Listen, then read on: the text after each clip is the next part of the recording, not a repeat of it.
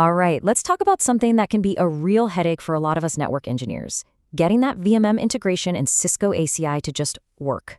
You know the feeling, right? You're wrestling with faults, these weird errors popping up between your fabric and your virtual setup.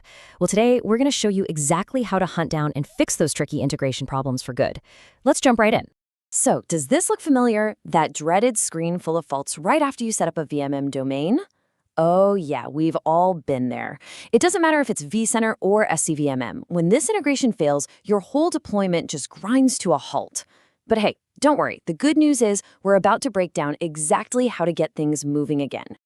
All right, so where do we even begin? Well, like with any good troubleshooting, you start with the usual suspects. When ACI and your VMM are not getting along, the problem is almost always one of just a handful of common issues. Let's quickly go over them. Okay, so here they are, the top 5 most common culprits. You've got things like the wrong VMM credentials. A simple typo can bring everything down. Then there's incorrect account permissions, which we'll talk more about in a bit. A wrong data center host name or IP. Yep, another easy one to miss. Maybe you've run out of VLANs in your dynamic pools. But really, the ones that cause the real headaches, they're usually those incorrect permissions and, my personal favorite, inconsistent port group configurations. Now, while any of those can trip you up, for this explainer, we're really going to zero in on 2 key areas. These are the ones that need the most attention to detail. Getting those service account permissions absolutely perfect, and cleaning up those configurations that have drifted out of sync between ACI and your VMM. Okay, so where do we start digging for clues? The answer is right in front of you. Your #1 diagnostic tool is the APIC itself. It's basically trying to tell you exactly what's wrong. You just have to know where to listen. So let's dive into the GUI and see what we can find. Your first stop, pretty much every time, should be the False tab for your VMM domain. So you'll navigate over to Virtual Networking, pick your VMM, and click on Faults.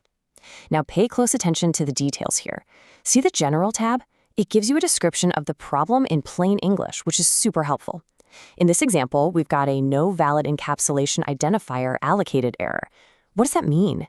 It's just the APIC's way of telling us, hey, I tried to deploy this EPG, but I couldn't assign it a VLAN.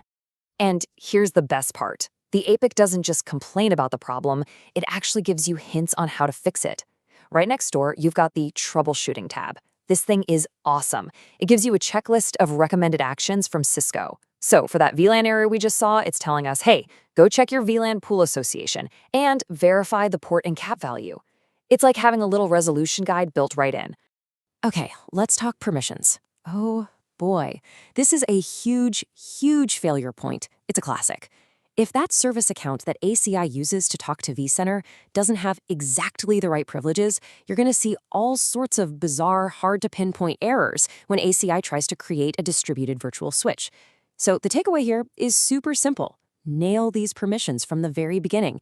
Get them perfect. And here it is, the magic checklist. Your service account needs very specific permissions across a bunch of different vCenter objects. We're talking alarms, distributed switch, DV port groups, folders. You can see the list.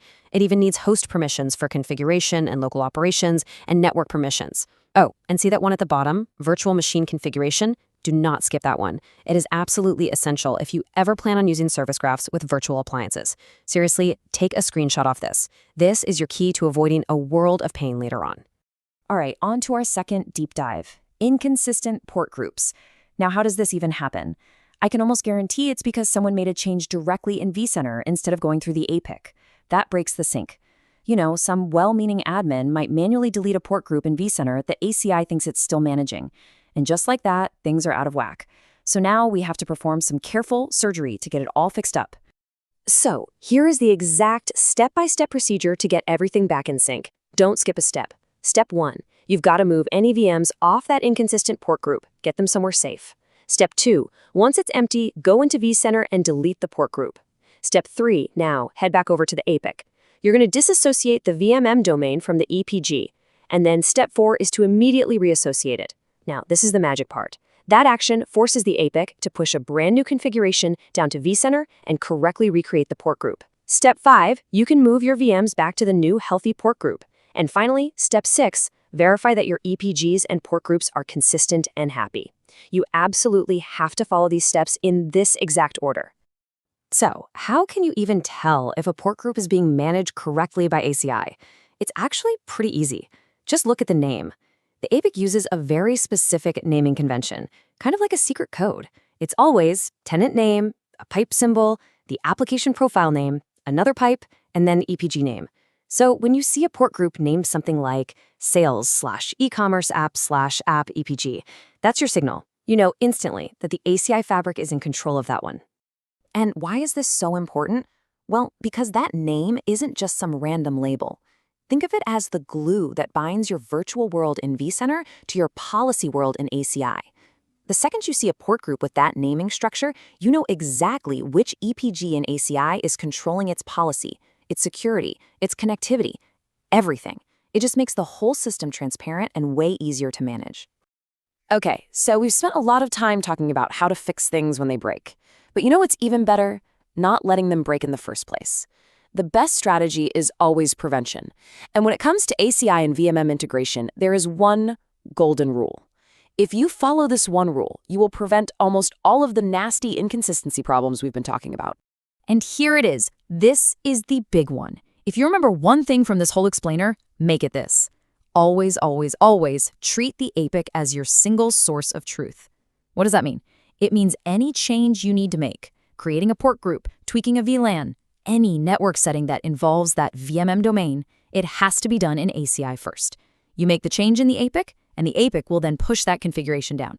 That is how you guarantee both systems stay perfectly, beautifully in sync. So, as we wrap this up, I want to leave you with a question to take back to your team. Think about your own environment, your own workflows. How can you really bake this APIC first principle into everything you do? How can you prevent these faults before they even have a chance to happen? Because at the end of the day, adopting that mindset, that is the real key to truly mastering ACI VMM integration and building a network that's stable, predictable, and just plain works.